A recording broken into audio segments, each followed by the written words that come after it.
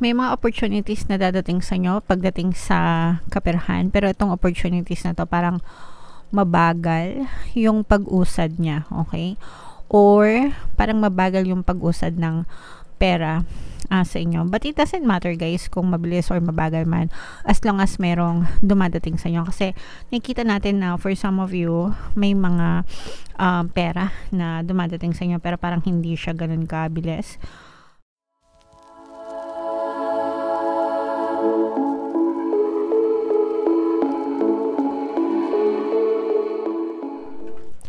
Hello guys, hello Gemini, welcome back to Pinoy Pixie Tarot.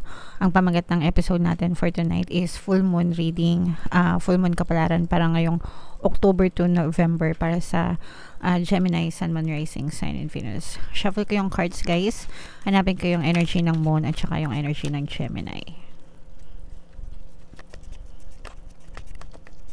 So ito yung energy ng moon mga kapixie. Ngayon naman hanapin natin yung energy ng Gemini. Eto. So, Gemini guys, kaya represent ng King of Wands. Sa spread na to guys, or sa deck na to, ang Earth sign ay represent ng Wands na suit. So, combination ito guys ng positive and negative energy. General reading lang. Pwede mag-resonate, pwedeng hindi. Yung full moon ngayong October ay sa October 29 guys, and then yung next na full moon naman ay sa November 27. And so, ang reading na to ay para sa period na yan. And ang pamagat ng ating full moon ngayong October ay Hunter's Moon, mga kapixie. So, ito yung combination guys ng positive and negative energy. Unahin natin yung negative guys. Mag-ingat kayo sa paglalabas ng pera. Mag-ingat kayo sa mga kontrata na pinipirmahan nyo, sa mga sinasalihan nyo, no? Especially pagdating sa mga investments, ganyan. Yung mga refer, invite, mga kapixie, okay? Kasi maaari kayong ma-scam, maloko, mabiktima ng mga mapang-abuso at mapagsamantalang mga nilalang. Alam nyo naman yan guys, usong-uso na yan. So, maging mapanuri mga kapixie. Kailangan alamin muna, no?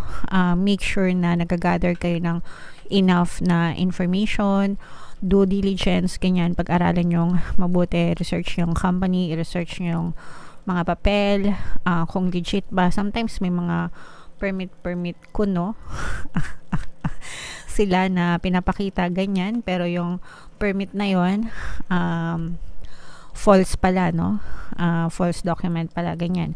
So, make sure na mag-ingat, magsaliksik, maghanap ng mga forums or maghanap ng mga, I don't know, communities, ganyan. Mas maganda na mag-research mabuti. Okay? Kasi one time, big time, baka mabig timean kayo, mga kapixie na madenggoy. So, sayang naman. Alright? May mga opportunities na dadating sa inyo pagdating sa kaperahan, pero itong opportunities na to parang mabagal yung pag-usad niya, okay? Or parang mabagal yung pag-usad ng pera sa inyo. But it doesn't matter guys kung mabilis or mabagal man, as long as merong dumadating sa inyo. Kasi nakikita natin na for some of you, may mga pera na dumadating sa inyo pero parang hindi siya ganun kabilis. Kumbaga parang low risk, no? Moderate, ganyan, moderate. So, sakto lang yun. At least for me, no? Sakto lang yun. Moderate, di ba? Lahat naman maganda pag nasa tamang balance. Minsan kasi pag masyadong mabilis, masyadong madami, tapos hindi ka prepared, hindi ka ready, mabilis din siyang nawawala. So, mas mabuti na yung slowly but surely. At least, pwede mo pang planuhin kung ano yung mga pwede mong gawin sa iyong kaperahan. For some of you guys, I'm sensing na may mga night outs kayo. Yeah. Night outs, no? Parang may mga parties kayo na pupuntahan. Events, mga kapixie. Sa iba, parang may mga events kayo na ina-attendan. Tapos yung mga events na yun, parang nag-open siya ng, nag-explore siya ng opportunity sa inyo. Let's say, for example, umattend ka ng event about franchising, ganyan. Or yung mga business na I don't know kung ano man yung uso. para may mga events kayo na pinupuntahan, tapos doon kayo natututo. Doon kayo, mga seminars, ganyan, doon kayo natututo, doon kayo nagkakaroon ng mga dagdag na kaalaman, and yung mga dagdag kaalaman na yun, nagbubukas siya or nag-o-offer siya ng mga magagandang opportunities sa inyo. So, kayo na lang yung bahalang mag-explore. Kaya nga sabi ko sa inyo, pag-aralan nyo yung bawat opportunities na dumadating sa inyo, guys, lalo na sa negosyo. Mag-i-strengthen lalo yung inyong pamumuhay, mga kapiksila. Ibig sabihin, lalo pang magiging strong yung pundasyon ng inyong buhay, guys. For some of you guys, medyo nagkakaroon kayo ng trust issue, sakit ng ulo, especially kung meron kayong pinautang. Kasi parang nahihirapan kayong singilin sila, or baka naman baliktad, baka naman kayo yung pinautang tapos wala kayong pambayad. So, it doesn't matter, take it how it resonates. Pero, if ever na nagkakaroon na kasi ng trust issue dito, mga kapiksi, so kung kayo yung nagpautang, kayo na yung nagkakaroon ng trust issue sa kanila, and kung kayo naman yung pinautang tapos hindi kayo nakakabayad, sila naman yung nagkakaroon ng trust issue sa inyo. So, if ever na kayo yung nangutang tapos hindi kayo makabayad, huwag niyong takbuhan, guys, no? Explain nyo na lang ng mabuti na ginagawa nyo ng paraan and makakabayad din kayo. And kung kayo naman yung nagpautang, syempre kasi kung kayo naman yung nagpautang, ayaw nyo rin na tatakbuhan kayo, diba? So, wag nyo rin takbuhan if ever na kayo naman yung nangutang. And then, kung kayo naman yung inutangan, ipagdasal nyo rin sila na sana magkapera sila. Kasi, kung hindi sila magkakapera, paano sila makakabayad ng utang sa inyo, diba? So, ganun lang, mga kapiksi. Minsan kasi pagka inutangan tapos hindi nabayaran, nagagalit, no? Sasabihin, sana malasing ka. Pag minalas yun, kapiksi, lalong hindi makakabayad sa iyo, di ba? So, dapat ipagdasal din natin na sana swertehin din sila and makabayad din sila sa inyo. Meron tayong subliminal, guys, yung pampabayad ng utang subliminal. Marami na rin success stories doon. So, kung nahihirapan kayong maningil, pwede nyo pakinggan yon para magbayad sila ng atraso nila sa inyo. Alright? So, yun yung nakikita natin, mga kapiksi, na energies nyo para ngayong full moon season, guys. Shuffle natin to. Tingnan natin yung mga additional namin sa inyo, Gemini. Habang sinashuffle ko to, panoorin nyo muna itong video natin regarding sa ating paano mag-manifest ng abundance video course. Kapiksi, sawa ka na ba sa mga struggles at hirap sa buhay mo? Masipag ka ba at masikap sa buhay ngunit hindi ka pa rin umaasenso? Ilang beses ka na bang nag-attempt magnegosyo at mag-invest pero palagi ka pa rin nalulugi? Sa pagkakataon na ito ay maaaring may subconscious beliefs ka na nagiging balakid sa iyong pag-unlad at pagyaman. Introducing, paano mag-manifest ng abundance video course. Dito ay matututunan mong ma-overcome ang mga balakid mo para tuluyan ka ng umunlad, umasenso, sumagana, maging matagumpay, successful at maswerte sa iyong kabuhayan, pera, trabaho, negosyo, salapi at kaperahan ng bonggang-bongga. Dali, mag-send na ng email sa pinoypixitaro@gmail.com at simulan na ang iyong pagyaman ngayon. Alright, so gusto mo bang yumaman, kapiksi? Kung gusto mong yumaman, umunlad at umasenso ng bonggang-bongga, mag-avail ka na ng course kasi sobrang ganda talaga niyan. And good news, no, kasi magbibigay ako ng 10% discount. May sale tayo, guys, until October 31. So mag-avail na kayo habang may sale tayo.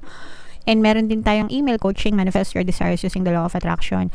If meron kayong mga specific na gusto nyong i-manifest, pwedeng love and relationship, pwedeng money or career, mga kapiksi, pwede kayong magpabook ng email coaching session with me. Mag-send lang kayo ng email sa pinoypixitaro@gmail.com. So, ito yung additional na message sa inyo, guys. Look at the bigger picture. Okay? So, yung mga nangyayari sa inyo, whether positive or negative yan, may mga lessons yan, mga kapiksi. And may mga magaganda palagi dyan na naka-dikit, okay? So, let's say, for example, nagkakaroon kayo ng problema, may problema kayo sa pera, ganyan. Meron at merong positive na idudulot yan sa inyo. So, imbis na sabihin nyo na, ay nako, ubos na naman yung sahod ko, hay nako, ang mahal-mahal ng bilihin, hay nako, hindi na ako makabayad ng utang, yung mga ganyan. Look at the brighter side. I thank you po kasi nakasahod pa ako. I thank you po kasi may trabaho pa ako. I thank you po kasi kumikita pa ako. I thank you po kasi nakabayad pa ako ng upa. Yung mga ganyan, nakabayad pa ako ng bills. So, binabaliktad natin, mga kapiksi. Naramdaman nyo ba yung pagbaliktad, yung pag-revise, yung pag-change ng inyong vibration from negative to positive, and dapat ganun yung ginagawa nyo on a daily basis. Most of the people kasi, hindi nila yon automatic kasi yung autopilot yung kanilang reaction. Autopilot na automatic, ibig sabihin ng autopilot, automatic na nagre-react, no? Sa mga negative especially. Tapos pag nag-react pa, violente. Gigil na gigil. Ay, nako! Ayan. Ang taas-taas pa ng energy level. And the moment na ginawa nyo yun, the moment na you're affirming it as a fact in your reality, and tinatanggap yun ng inyong subconscious mind. And kapag tinanggap yun ng inyong subconscious mind, it will be pushed out in your reality. So, parang nag-e-echo lang siya. The more na nagre-react kayo, the more na nag-e-echo, the more na matatambad yan sa buhay nyo. So, stop reacting. Okay? Stop reacting, and instead, look at the big picture, look at the brighter side of your life. No? Naintindihan nyo ba? Comment down below, guys, if naintindihan nyo. Alright? Take time out for a mini break or adventure. For some of you, baka nai-stress kayo. So, pahinga muna. Relax, chill, unwind. Kung may budget kayo, magbakasyon kayo. Kung wala naman, pahinga lang sa bahay. Pero, i-divert nyo ang attention sa ibang bagay. Maglibang kayo, ganyan. Alright? This situation may have come around because you've been distracted. So, napupush out sa 3D mo yung binibigyan mo ng focus ng attention mo. And, napupush out siya dahil dun ka nakafocus. So, yung mga problema mo ngayon, it's happening because nakafocus ka dyan. So, again, shift lang, mga kapiksi. I-flip nyo lang yung switch. On-off lang yan. Pag on, positive. Pag off, negative. So, i-on nyo lang. Make sure that you stay sa positive. Alright? Be confident, mga kapiksi. Okay? Be confident. Kayang-kaya mo yan. Laban lang. Have you shown that you care? If not, now is the time. Pinaparamdam mo ba sa mga mahal mo sa buhay na may pakailam ka sa kanila, na pinahahalagahan mo sila? Kung hindi mo pa ginagawa, gawin mo na. Now is the time, mga kapiksi. Dapat pina-value natin lahat ng tao sa paligid natin. Because at the end of the day, tayo din yung magtutulungan. Okay? Find a balance between speaking your mind and saying too much. So, kontrolin nyo rin yung mga bunganga, yung mga kapiksi, okay? Sometimes kasi, naintindihan ko, may mga ibang tao na sinasabi, ay nako, prank ka akong tao, ganyan. Kung ano yung iniisip ko, sasabihin ko. Pero mag-menor ka rin kasi baka nakakasakit ka na, hindi mo pa nare-realize, okay? And iba rin yung impact nun sa ibang tao, syempre, kapag sinabi, di ba? Sometimes, nagkakaroon ng gusot, di ba? Nagsabi lang naman ako ng totoo, ganyan. Oo nga, naiintindihan natin, nagsabi ka ng totoo, pero na-realize mo ba kung ano yung naramdaman niya nung sinabi mo yung sinabi mo, di ba? So, balansehin nyo lang din, guys. Pwede naman na nasa isip nyo lang, huwag nyo lang sabihin. If it helps them, then do so. Pero sabihin nyo sa maayos na paraan. Hindi yung barubal. Okay? Gamitin din natin yung pagiging considerate, mga kapiksi. Alright? Okay, so yan ang reading mo, Gemini. Comment down below, guys, if naka-resonate kayo. Ito yung ating 2024 kapalaran, mga kapiksi. Kung hindi nyo pa napapanood, panoorin nyo na. Super nice, super ganda. And ito naman yung ating success stories ng paano mag-manifest ng abundance video course. Thank you for liking, sharing, and subscribing, guys, and see you again next time. I love you all. Have a nice day. Bye-bye.